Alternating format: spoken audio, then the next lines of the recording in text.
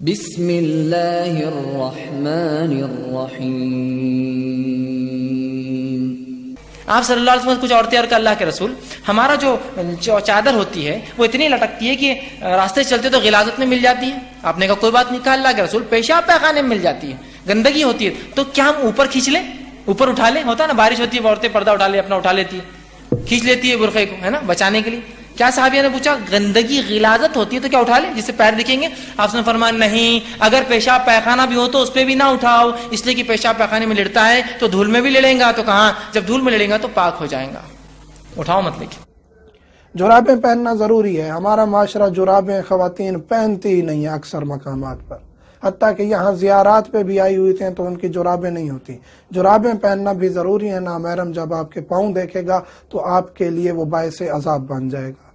تو ایک اور سوال ہوا کہ جرابیں کیسے پہن سکتے ہیں، گھر میں اچانک کوئی نامحرم آ گیا، خاتون گھر میں ہے یا باہر گئی ہے، اگر اس نے بند شوز پہنے ہوئے ہیں یا ایسے کوئی جوتے پہنے ہوئے ہیں جس میں اس کا پیر اکثریت چھپ گیا، تلوا اوپر سے پیر اس کا چھپ گیا ہے، تو اس میں کوئی حرج نہیں ہے، وہ گھر میں بھی وہی پہن سکتی ہے، باہر بھی وہ بند شوز پہن سکتی ہے اگر اس نے جرابیں نہیں پہنی۔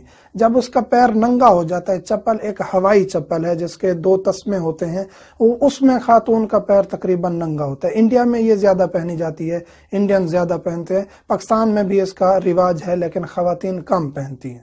تو خاتون کو بند جوتے زیادہ پہننے چاہیے تاکہ اس کے پیر نظر نہ آئے۔